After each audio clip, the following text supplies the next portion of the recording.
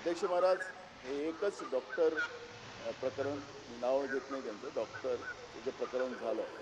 अध्यक्ष महाराज, स्वारगेटचं प्रकरण असेल, महाराष्ट्रामध्ये मोठ्या प्रमाणात होतात.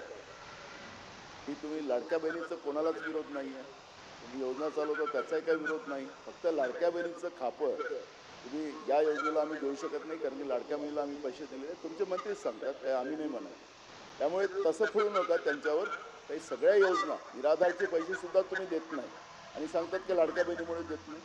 त्यामुळे तसं खापर फोडू नका लाडक्या बहिणीवर, हे एवढंच आमचा आक्षेप आहे त्याच्यामध्ये. पण मी आपल्याला या निमित्ताने एवढं सांगतो की ही जी घटना आहे ही सातत्यानं महाराष्ट्रामध्ये या पद्धतीच्या घटना होतात आहे. हे तुम्हाला नाकारता येत नाही आणि आम्हाला नाकारता येत नाही. या सगळ्या घटनेला ब्रेक लावण्यासाठी मागच्या काळात तुम्ही विरोधी पक्षात होतो तर आम्ही सत्तेत होतो, त्यावेळेस आम्ही शक्ती कायदा आणला. माननीय राष्ट्रपती महोदयाकडे तो शक्ती कायदा आम्ही मान्यतेसाठी पाठवला. तुमचं सरकार आलं. या शक्ती कायद्याचं काय? या अशा गुन्हेगाराला आळा घालण्यासाठी सरकारची कडक भूमिका काय राहणार आहे? कारण की हे चाललेलं सिरियल आहे, हे थांबेल केव्हा हा प्रश्न आमचा.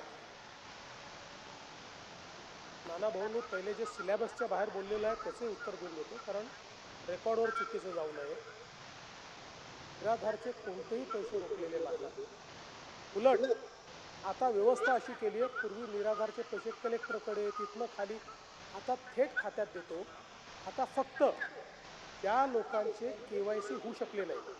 प्रत्येक जिल्ह्याला सांगितलेलं आहे 10% लोक आहेत की ज्यांचे KYC अद्यापही झालेले नाहीत. जिल्हाधिकाऱ्यांना त्याचे टार्गेट दिलेले आहेत. ते KYC झाल्यानंतर अशी व्यवस्था केली आहे की निराधारचे पैसे हे 1 तारखेला त्यांच्या खात्यामध्ये जातील. म्हणून हा सिलेबसच्या बाहेरचा प्रश्न असला तरी उगीच लोकांना वाटेल की आम्ही कुठले तरी हे पैसे थांबवलेले आहेत.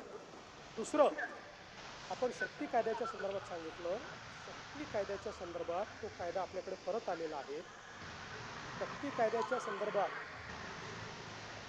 आपण कुठलाही कायदा करत असताना संविधानाने राज्याला आणि केंद्राला काही अधिकार दिलेले आहेत आणि मुख्यमंत्री देवेंद्रजी फडणवीस यांनी सांगितलं आहे की लाभार्थ्यांच्या खात्यामध्ये प्रत्येक महिन्याच्या 1 तारखेलाच पैसे येणार आहेत. तर काही लाभार्थ्यांच्या खात्यामध्ये हे पैसे जमा होत नाहीत, कारण KYC करून घेणे बंधनकारक आहे, त्यांनी सांगितलेलं आहे. पण आज तारीख 9 डिसेंबर आहे, पण तरीही जे लाभार्थी आहेत त्यांच्या खात्यामध्ये कोणतेही पैसे जमा झाले नाही किंवा त्याबद्दल GR निघालेला नाही.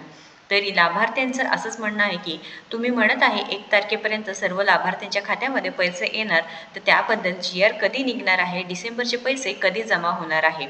संजय गांधी निराधार अनुदान योजना असो, दिव्यांग बांधवांची योजना आहे, वयोवृद्ध योजना आहे, विधवा निवृत्तीवेतन योजना आहे, या सर्व योजनांचे पैसे लवकरात लवकर प्रत्येक लाभार्थ्यांच्या खात्यामध्ये जमा व्हायला पाहिजे आहे. कारण लाडकी बहीण योजनेअंतर्गत जे लाभार्थी आहे त्यांच्या खात्यामध्ये नोव्हेंबरच्या हप्त्याबाबत नवीन शासन निर्णय आला असून पुढील 2 ते 3 दिवसात त्यांच्या खात्यामध्ये हे पैसे जमा होणार आहे. पण निराधार योजनेच्या लाभार्थ्यांच्या खात्यात पैसे कधी जमा होणार? कारण नोव्हेंबर महिन्याचे हे पैसे खूप उशिरा मिळाले व डिसेंबर महिन्याचे पैसे 1 तारखेपासून म्हणजे प्रत्येक महिन्याच्या 1 तारखेपासून प्रत्येक लाभार्थ्यांच्या खात्यामध्ये पैसे जाणार किंवा येणार असं देवेंद्रजी फडणवीस म्हणत आहेत. पण KYCचं जे काही KYC केली नाही ज्यांनी, त्यांच्या खात्यामध्ये लेट पैसे पोहोचत आहे किंवा पैसे पोहोचत नाही. त्यामुळे तुम्ही लवकर KYC करायचं आहे व शासनाकडे एकच विनंती आहे की जे लाभार्थी आहे निराधार योजनेच्या सर्व लाभार्थ्यांच्या खात्यात लवकरात लवकर पैसे जी तारीख दिली आहे त्यावेळेस तरी यावं, कारण वाट पाहत आहेत, प्रत्येकांना गरज आहे, प्रत्येकजण त्यावर डिपेंड असल्यामुळे नक्कीच इथे सरकारने विचार करावे. महत्त्वपूर्ण माहिती शेअर करावं. अशाच महत्त्वपूर्ण माहितीसाठी आपल्याला फॉलो व सबस्क्राईब करा.